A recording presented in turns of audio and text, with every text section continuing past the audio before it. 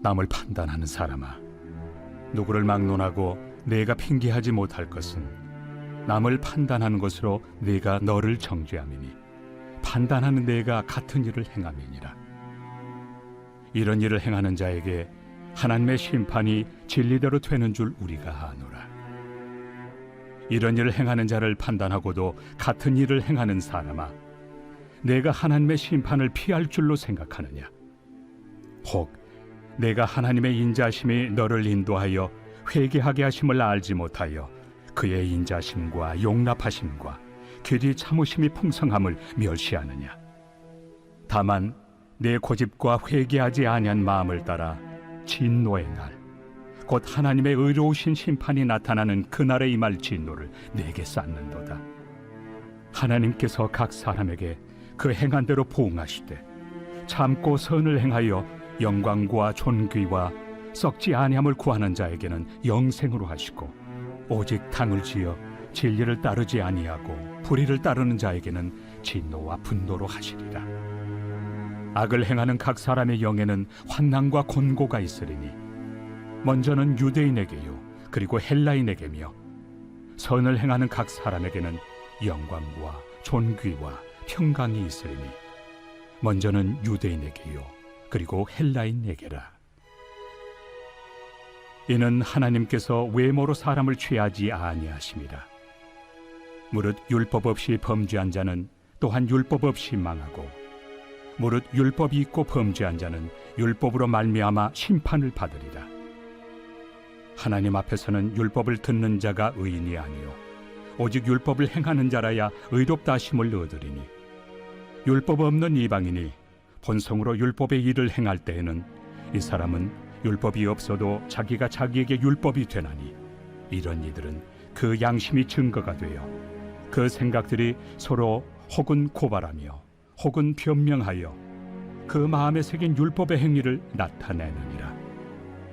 곧 나의 복음에 이른 바와 같이 하나님이 예수 그리스도로 말미암아 사람들의 은밀한 것을 심판하시는 그날이라. 할렐루야. 오늘도 하나님 주신 말씀 붙잡고 하루를 살아내시는 여러분들 되시길 바랍니다. 앞서 바울은 이방인들의 죄와 경건하지 못한 모습을 지적했습니다.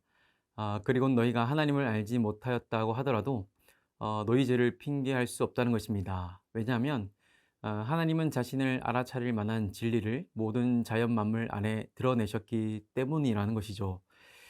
결국 이방인이라 하더라도 하나님을 몰라서 죄를 지었다 핑계하지 못한다는 것입니다. 바울의 이 말을 들은 유대인들은 바울의 말을 적극적으로 지지했습니다. 그리고는 이방인들이 하나님께 심판받는 것이 마땅하다고 여겼습니다. 그러나 바울은 오늘 본문 2장에서 돌연 너희 유대인들도 똑같이 하나님께 심판받을 것임을 경고했습니다. 왜냐? 타인의 죄악을 지적하며 타인을 판단하는 너희 역시도 그 행위대로 심판을 받을 것이라는 겁니다. 오늘 본문 1절 말씀입니다. 그러므로 남을 판단하는 사람아, 누구를 막론하고 네가 핑계하지 못할 것은 남을 판단하는 것으로 네가 너를 정죄함이니 판단하는 네가 같은 일을 행함이니라. 여러분, 사람의 본성은 자신의 죄에 대해서는 둔감하고 관대하지만 타인의 죄와 허물에 대해서는 민감하고 관대하지 않습니다. 그러다 보니 자신은 어떤 모습으로 살아가는지 성찰하기가 쉽지 않습니다. 그래서 많은 이들이 자신은 올바르게 살고 있는데 다른 사람들 때문에 자기까지 피해를 본다고 말합니다. 바울은 이러한 우리에게 타인을 판단하고 정죄하는 사람들아, 진정 너희가 하나님 앞에서 떳떳할 수 있는지 묻습니다. 그러면서 남을 판단하고 정죄한 자들이 어떻게 되는지 본문 2, 3절에서 소개합니다. 이런 일을 행하는 자에게 하나님의 심판이 진리대로 되는 줄 우리가 아노라. 이런 일을 행하는 자를 판단하고도 같은 일을 행하는 사람아, 네가 하나님의 심판을 피할 줄로 생각하느냐. 너희가 만약 사람을 판단하고 정죄한다면 하나님도 너희를 자비 없이 진리로 심판하실 것이라는 겁니다. 그리고 그 심판을 피할 사람이 과연 얼마나 되겠냐는 것이죠. 여러분, 하나님의 심판은 확실한 증거를 가지고 진리대로 이루어집니다. 우리가 말하고 행동한 것은 물론이고 마음에 숨겨진 동기까지도 심판하십니다. 그러기에 마음속으로 남을 판단하였다면 하나님은 그것까지도 심판하신다는 것입니다. 어떤 이들은 이렇게 얘기합니다. 지금까지 아무 일도 없었는데 갑자기 하나님의 심판이 일어나겠냐는 겁니다. 만약 하나님의 심판이 있었다면 진작에 일어났을 것이라는 겁니다. 우리 또한 하나님의 심판이 더디 오는 것에 대하여 질문이 있을 것입니다. 하나님은 왜 그 즉시 심판하지 않으시는가? 죄를 지었으면 바로 벌하셔야 하는 것 아닌가? 이에 대한 대답이 본문 4절에 나옵니다. 오늘 본문 4절입니다. 혹 네가 하나님의 인자하심이 너를 인도하여 회개하게 하심을 알지 못하여 그의 인자하심과 용납하심과 길이 참으심이 풍성함을 멸시하느냐.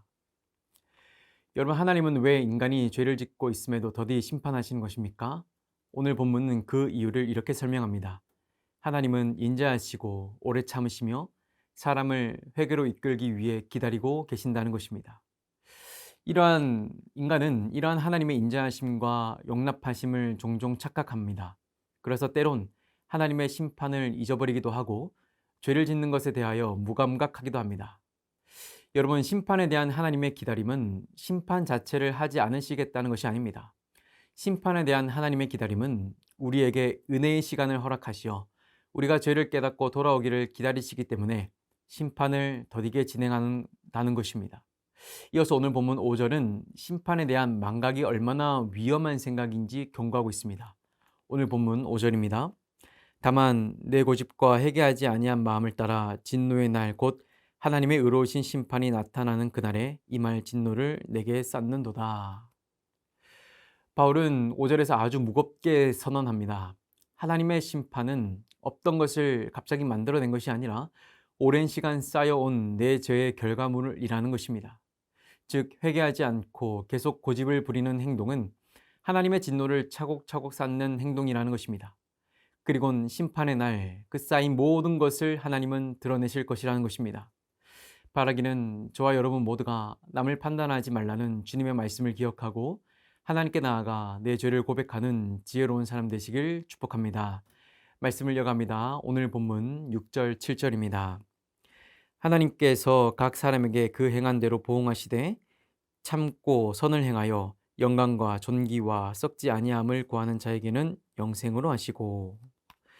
말씀을 보시면 바울은 우리는 우리가 행한 그 행위대로 하나님께 심판받는다고 말합니다. 특히 하나님을 믿고 그분의 은혜를 누린 그리스도인들이라면 그 책임이 더욱 크다는 것입니다. 여러분, 그리스도인들은 구원을 얻은 자들이기에 그 구원에 걸맞는 모습과 행동을 요구받고 있습니다. 그러기에 말과 행동 그리고 마음까지도 구원받은 삶에 합당해야 하는 것입니다. 여러분, 이러한 교리는 사람이 행위로 구원받는다는 것이 아니라 구원받은 이들은 동시에 그들의 삶 또한 함께 변화되어야 한다는 것입니다. 즉, 구원받은 이들은 그들의 행동과 말 그리고 마음까지도 변화되어야 한다는 것입니다. 여러분, 구원의 열매인 성화가 없다면 그것은 가짜입니다. 구원의 은혜를 경험한 이들이라면 자신의 모습을 주님과 닮아가려고 애쓰게 되어 있습니다. 특히나 자기가 죄로 인하여 죽었다가 살아난 존재임을 분명 깨달았다면 다시 주어진 생명을 함부로 대하지 못한다는 것입니다. 이어서 본문 7절을 보시면 우리가 얼마나 행동과 마음가짐을 조심해야 하는지 이어서 설명하는데 7절을 보시면 참고라는 단어가 나옵니다. 여러분, 이것은 그리스도인답게 행동과 마음을 조심하는 일은 일시적으로 한 번만 하면 되는 것이 아니라 자기 평생에 있어 꾸준히 인내로 지속되어야 하는 일임을 의미하고 있습니다. 이것이 구원받은 이들의 마땅한 모습이라는 것입니다. 바울은 오늘 말씀을 이렇게 결론 맺습니다. 본문 11절입니다. 이는 하나님께서 외모로 사람을 취하지 아니하심이라. 하나님은 외모나 출신지로 사람을 취하지 않으시고 유대인이든 이방인이든 교회를 오래 다녔든 이제 막 온 사람이든 직분이 있든 없든 모두를 같은 심판대 앞에 서도록 하신다는 것입니다. 중요한 것은 하나님은 우리가 행한 대로 심판하신다는 것입니다. 우리는 이 두려운 심판이 있음을 기억하며 어떻게 살아야 하는 것입니까? 주님은 말씀하셨습니다. 지극히 작은 자에게 한 것이 곧 나에게 한 것이다. 그때 내가 너를 기억하리라. 이처럼 우리는 1만 달란트 용서받았다는 사실을 기억하며 타인에 대하여 용서하고 인내하는 삶을 살아야 합니다. 왜냐하면 내가 타인을 용서한 것과 같이 주님은 우리의 이 모습을 기억하셔서 우리를 긍휼히 여기시고 용서해 주시기 때문입니다. 이어 바울은 하나님의 심판이 어떠한 기준으로 시행될지 본문 12절에서 말합니다. 본문 12절을 보시면 유대인은 율법을 받았기에 율법의 기준에 따라 심판받고 이방인은 율법을 받지 않았지만 선한 양심이 기준이 되어 이것을 통해 심판받는다는 말씀입니다. 여러분, 유대인들이야 율법을 받아서 그 율법이 기준점이 되었지만 이방인들은 양심이 기준이 된다면 그 기준이 모호해 보입니다. 하지만 이러한 말은 하나님의 섭리를 잘 알지 못한 자들이 하는 말입니다. 여러분, 하나님은 인간을 창조하신 분이십니다. 그분은 모든 인간에게 선한 양심이라는 것을 주셔서 선한 양심이 율법의 조문과 같은 역할을 충분히 하도록 하셨다는 것입니다. 그러기에 이방인들이 율법을 알지 못하였다고 하더라도 또 하나님을 알지 못하였다고 하더라도 선한 양심으로 충분히 하나님의 존재를 인식하고 그들의 삶을 절제할 수 있다는 것입니다. 즉, 남을 판단하는 유대인들은 율법의 기준에 따라 심판받을 것이고 또 율법을 알지 못한 이방인들은 그들의 선한 양심이 기준이 되어 그들이 행한 것으로 심판받는다는 것입니다. 사랑하는 성도 여러분, 오늘 본문은 다른 일을 판단하고 정죄하는 것이 죄라고 말씀하고 있습니다. 이러한 일에서 돌이키지 않는 사람은 결국 그 심판날에 받을 하나님의 진노를 쌓는 것이라고 경고합니다.